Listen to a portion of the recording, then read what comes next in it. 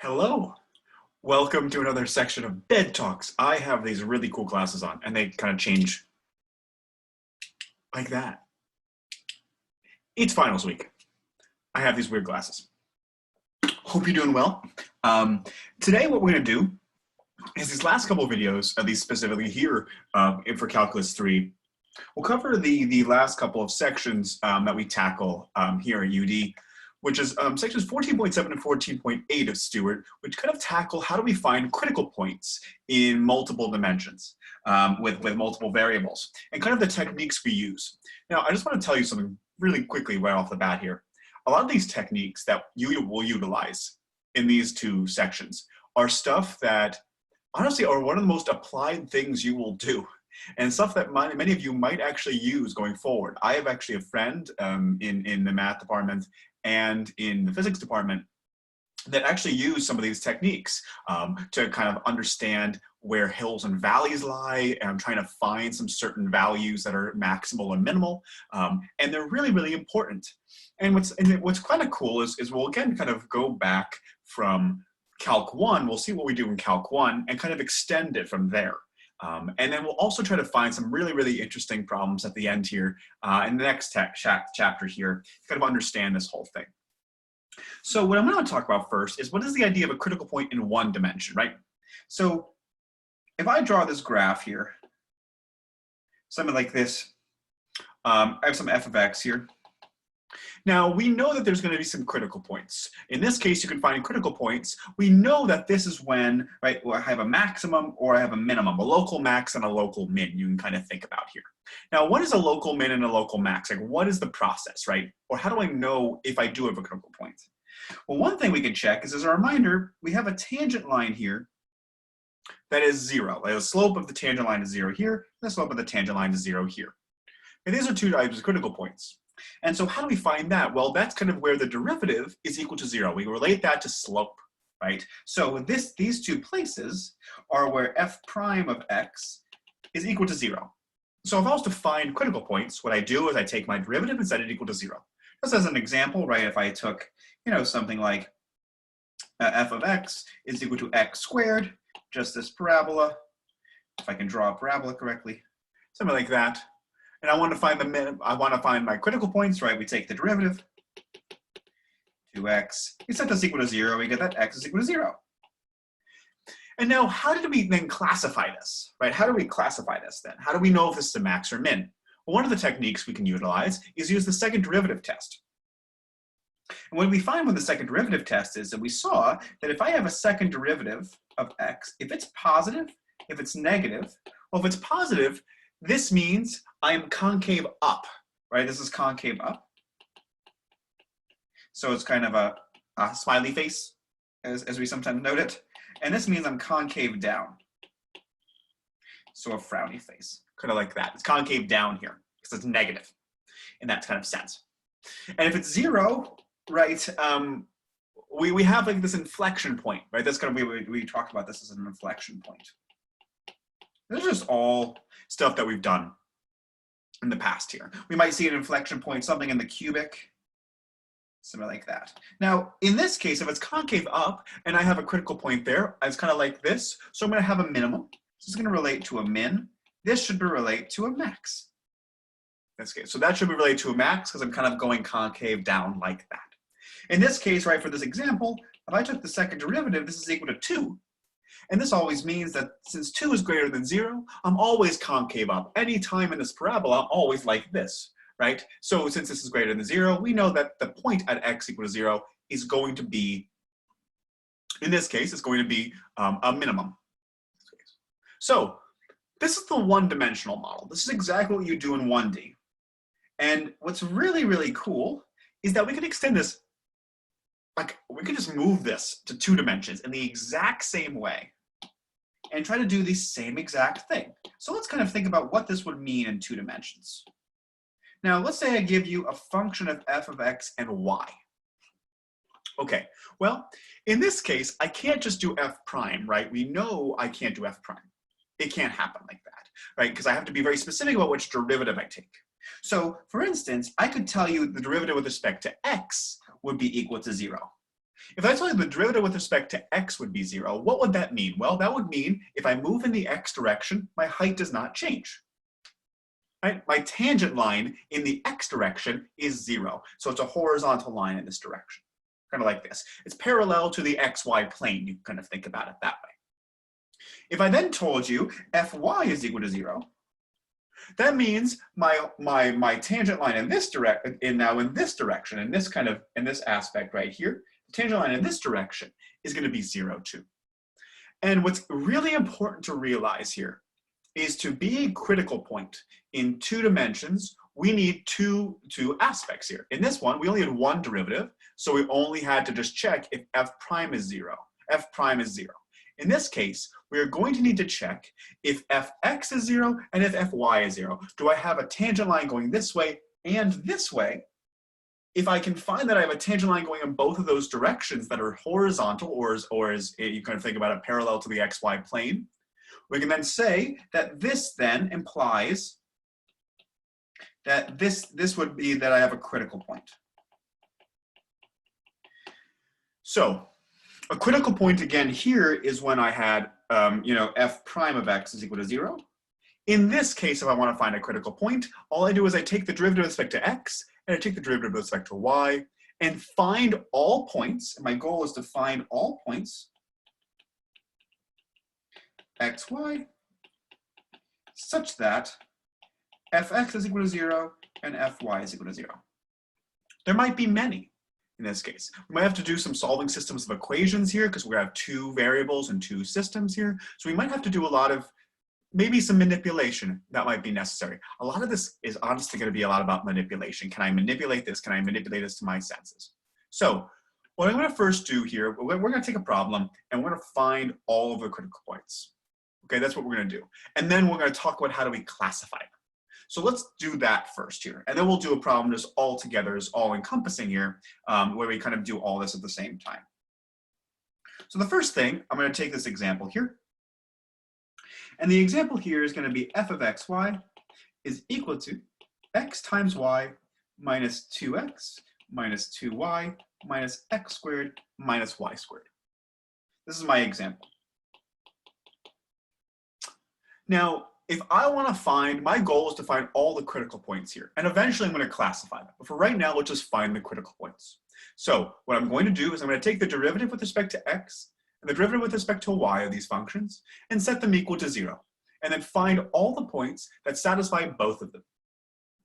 So if we take fx here, this is going to be y minus 2. This term will go away. I'm then left with 2x, and that term will go away as well. So I'm just left with y minus 2 minus 2x. If I take this derivative with respect to y here, right, I'm going to have, in this case, I will do x then minus 2 again here, because this term will go away. I'm going to be left with a 2 here. That's going to be a 2y. And now my goal is going to be, I'm going to set this equal to 0, and I'm going to set this equal to 0.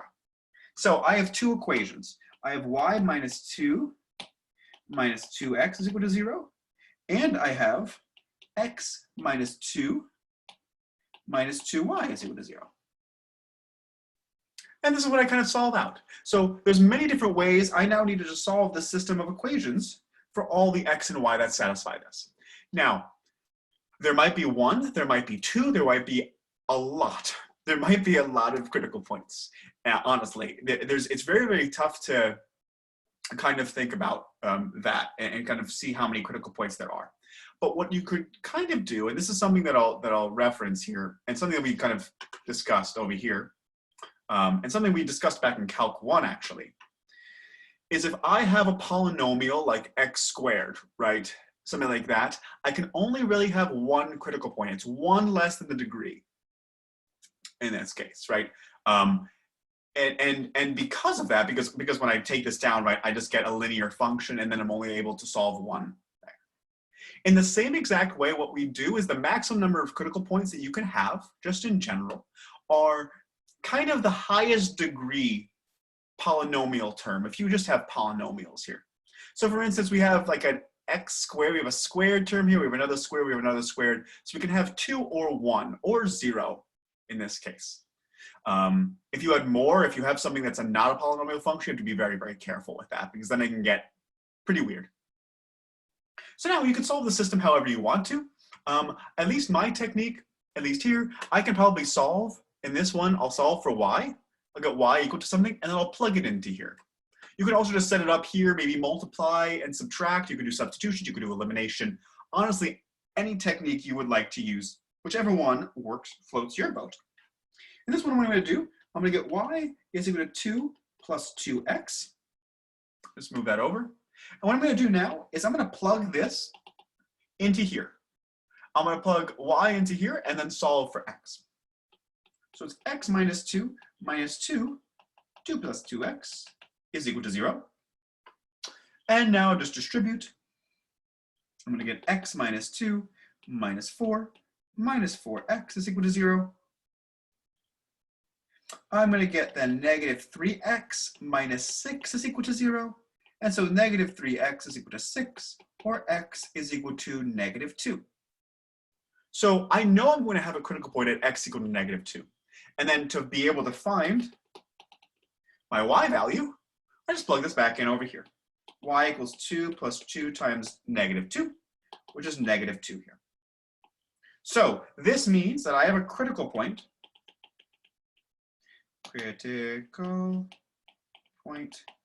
at negative 2, negative 2. That's my critical point. I know I'm going to have either, I'm going to have some type of critical point here. All I know about a critical point is that my derivatives in the x and the y directions are both 0. You can kind of imagine, right, if I have kind of this bowl here in this way, right, this kind of bowl, that means that I'm going to have kind of a bottom. In that case, I'm going to have maybe a minimum, or maybe it's a maximum. You might be able to see something. I'm not too sure. This is just a kind of a, something we might want to think about here. Is this going to be a min? Is it going to be max? It's going to be something different. Well, here we have a negative x squared minus y squared term. So it's kind of like maybe this paraboloid. But we also have this mixed term here, which is going to be a little bit interesting. So I'm thinking, at least initially, this might be a maximum. I don't know, though. And it's really tough for me to tell, at least visually. Here, it might be a little bit easier for me to tell because I'm able to graph it. This becomes very difficult to graph. So how do we classify these kinds of things? And that's what we'll kind of lead towards now. So how do I classify things? Well, we noticed over here, we used the second derivative test. We use that if the second derivative is greater than 0, less than 0, or equal to 0, this gave us some idea as to, what does this look like, right? It gives us if it's minimum or maximum or nothing, right? The inflection point meant that I kind of have this really, really weird thing where I just keep going in the same direction, but I kind of have this plateau. But here, what's going to be interesting here is if I want to use the second derivative test, you might say to yourself, which second derivative? Because I do have 4 different types of second derivatives. I do have a second derivative with respect to x twice. I do have a second derivative with x and then y. I do have one with respect to y and then with respect to x. And then I do have another one with respect to y here. And what's kind of interesting is that this determinant of this matrix that I just draw, as I kind of just drew here, it's a 2x2 matrix. We're going to call this determinant D. And the combination of these will give us some insight as to maybe what this minimum or maximum looks like. Now, I want you to be very careful here. This determinant, when we calculate this out, when we do this, you only plug in numbers that are critical points. This does not work for really any other type of point. So the first thing you always need to check is that you do have a critical point. That's very, very important. And then you can utilize this technique. So we can actually solve this out. We get fxx times fyy minus fxy times fyx. Now, I would suggest not memorizing this over here, but it's just really, really nice to see over here what this looks like. Now, Clairaut's theorem, if it all holds and we have continuous and all that, these two things are the same. So we can combine these and make this squared. Minus fxy squared. And so this determinant here is going to be making sure that we are trying to figure out what kind of, we're going to classify these critical points now. And so we have three options for this determinant here, which we usually are denoting as D. We can either say that this is greater than 0, so less than 0, or this is equal to 0. There's three options. Now, I want you to kind of realize what something's happening here. If this is greater than 0, I hope you'd agree that the only way this is possible, if it's greater than 0, I'm just saying this is possible. If it is possible, that means that fxx and fyy must both be positive or negative. They must be the same exact sign because I need this term to be positive. So I need either a positive times a positive or a negative times a negative. So that means that fxx and fyy must be of the same sign. Okay? Now, so if this happens, if they're of the same sign, let's take both cases here. Okay? There's two cases then. If fxx is greater than 0, or if fxx is less than 0. Or you can do fyy or fyy here. Again, if this happens, they must be of the form, because this is going to be a negative term, because I'm going to be minusing a positive value. Right? That's got to happen. So if this coefficient is, if this determinant is positive, we know that at least fxx and fyy are both of the same sign. So let's take one of them. If fxx is positive, what does that mean? This is now talk about the concavity in the x direction. So what that means is in my x direction here, I'm going to look like something like this. Let's talk about if it's positive, right? If it's positive, it's going to be concave up. Something like this here. And if fyy is positive, that also means I'm going to be kind of coming over here too. So you can kind of think about that I'm going to have a concave up aspect here, I'm going to have a concave up aspect here, and kind of combining them, this will make a minimum because I'm kind of at this bottom of this bowl. And so therefore, this means that this is going to imply a minimum, a local minimum. Okay.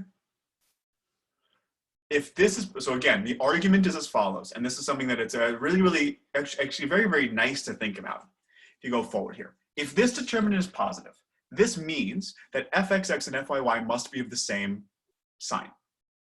If they're of the same sign, take fxx or fyy, whichever you want to talk about. If it's concave up, it has to look like this, and I know from my second derivative test back here, this looks like concave up, so it's related to a min.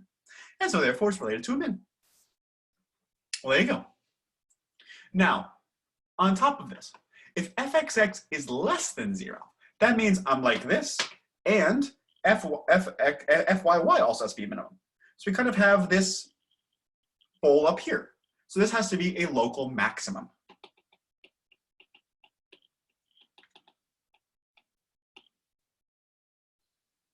So again, the only times you're able to have a local min or a local max are twofold. One, this determinant has to be a positive. And then you kind of have this kind of offshoot here.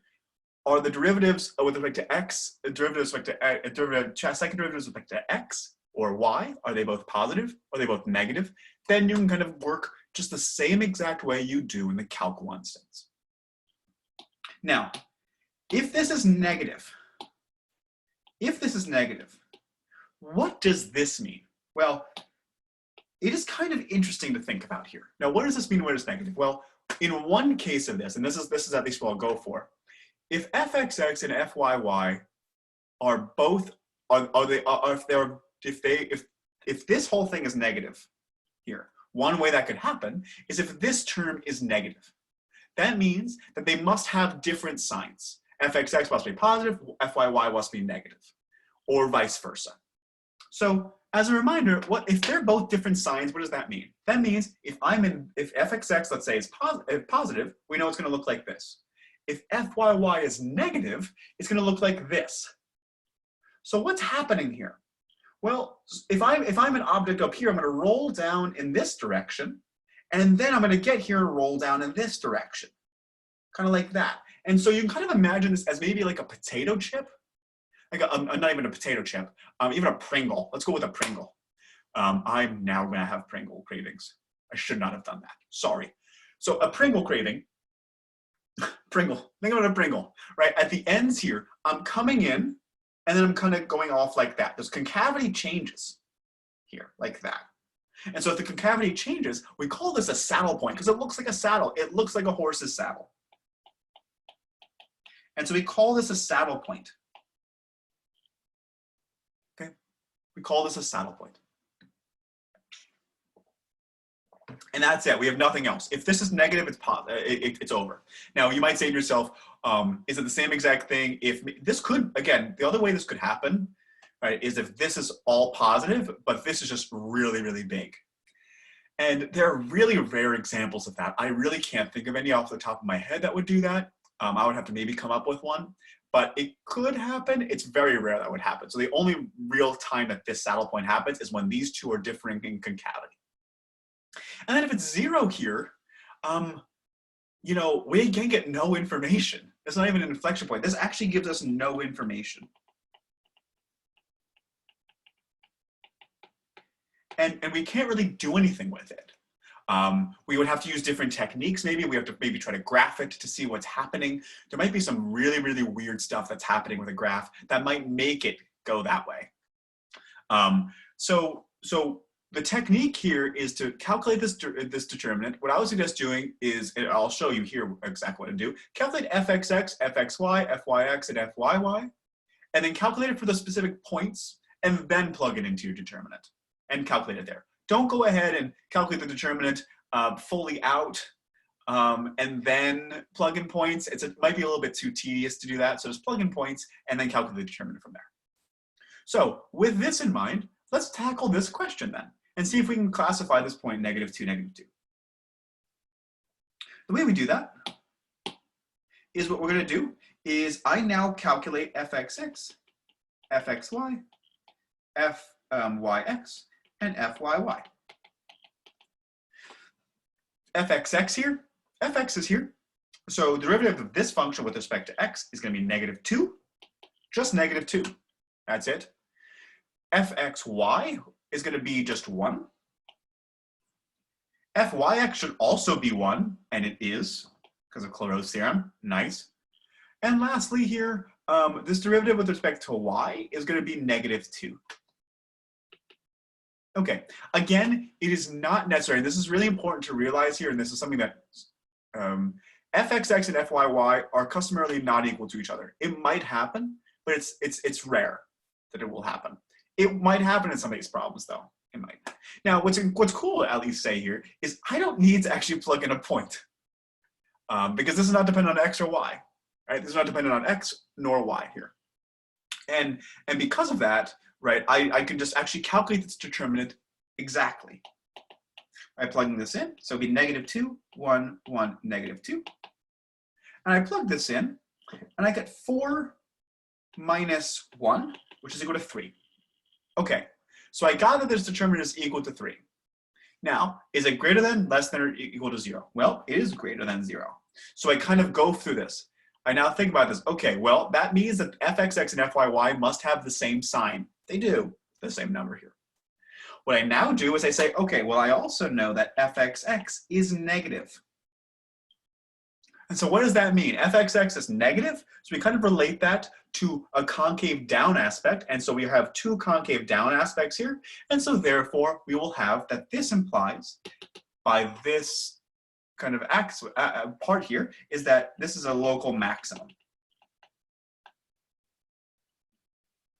That's our answer. Kind of cool. This technique is actually very helpful. It really shines a light on allowing us to use some parts of Calc 2 that we might have forgotten and kind of bring it back to Calc 1, Calc 1 and Calc 2 that we've forgotten, and bring it back to Calc 3 in a very general sense. This matrix right here is actually has a name. It's called a Hessian matrix. You can do this with as many variables as you would want, which is really cool. So for instance, if you had 3 variables, you can make this even bigger. And do this exact same thing. Just make this matrix a 3x3 matrix. Then take the derivative of that, and then you have a little bit more of a diagram here. but you can still do the same thing.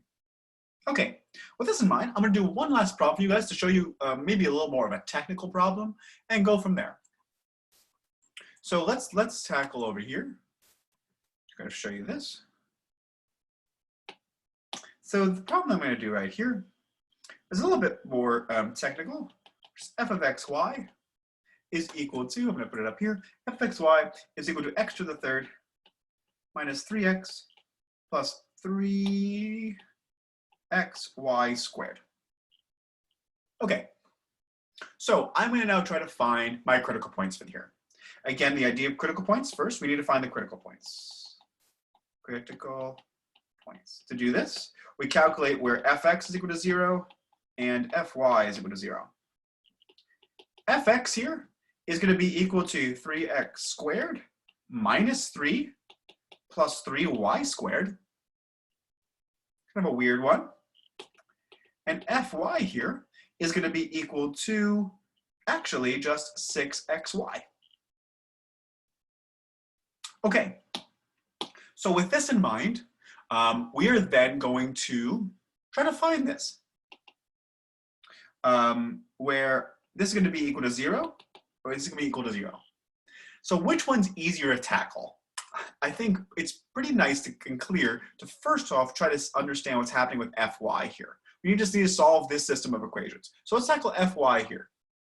Fy in this case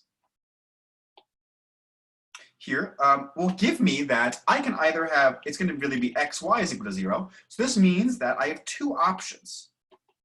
Either x is equal to 0 or y is equal to 0. So I have two possible options there. I'm going to denote this one as purple. I'm going to denote this one as green, just so we can do both methods here. So if x is equal to 0, what does that mean for fx? Fx then, I can substitute an x equal to 0, and then I can get negative 3 plus 3y squared is equal to 0. I could solve this out. I can move over the negative 3. I can divide by 3. I would get y squared equal to 1. Then I'll get y is equal to plus or minus 1. So this means that I have two possible critical points. I do have two critical points. I do have two critical points of 0 and 1, and 0 and negative 1. Because x of 0 can produce either a 1 or negative 1. So I get two critical points out of this. It's kind of nice. As a reminder, as something that I think I might have misspoke before, so let me actually just reference this really quickly. If we want to see how many critical points are possible, we basically take, we don't take the highest degree term. We take the highest degree term in terms of x, and we add it to the highest degree term in terms of y. We add those two contributions together. We can get possibly the maximal total of it. In this case, you would see that we have an x to the third here. So it's possibly 3. Over here, we get another one that's a little, possibly like a y squared. So we might get like a 2 there. So it's possibly we can get up to 5 critical points. Roughly probably around 4, because we usually take 1 less than that in polynomials. That's what's going to show up here. So if I take y to be 0, this again is going to be 3x squared minus 3 is equal to 0. This gets me x squared is equal to 1. And so x is equal to plus or minus 1. And so we get that this is 1, 0 and negative 1, 0. And so these 4 points right here are my critical points. These now I have to classify. I have to classify these guys. I have to classify all 4 of these. These are all class. Yes. So again, all 3 of these points, all 4 of these points will make the derivatives fx and fy be equal to 0. Now, I have to now classify all 4 of these. So how do I do this? Well, I need to now take fxx, fxy, fyx, and fyy. I'm going to take all the derivatives. Fxx is equal to, in this case, if I just calculate this out, this becomes 6x. If I do fxy, this becomes, in this case, just 6y. If I do fyx, well, fyx here, taking this derivative with respect to x, is again just going to be 6y, which makes sense. and fyy here is going to be equal to, just taking this derivative with respect to y, is going to be 6x. Again, dang, okay. We do get these two equal again. Again, this does not always happen. It's just really, really funny that it does. So in this case, you know, because these are really, really nice, what we could actually do is we could calculate this d here pretty effectively using just these variables here and calculating them out. If you have something more complicated, definitely do this individually. Put all these numbers in individually and go from there. But what I'm going to do instead here, you know what? I'm gonna do it the way I think you should go about doing it, just in general. We will just do it that way. So we're going to take each one of these individually and calculate fxx, fxy, fyx, and fyy. Kind of go from there. So let's take each point. Let's take this point, 0, 1. We're going to get my determinant is going to be equal to, well, I plug in fxx, it's fxx, right? It's fxx, fxy, fyx, and fyy, which is also equal to fxx here is going to just be 0, because that's going to be 0. 1 is going to make the fxy and fyx are both going to be 6 because we plug those in, and then fyy will also be 0. So if we take this determinant, we get negative 36, which is less than 0. And so if it's less than 0, what does that mean? Well, that means that my concavities might have to be different in some case, or in this case, right, I'm going to be negative, so therefore it's going to have to be a saddle point.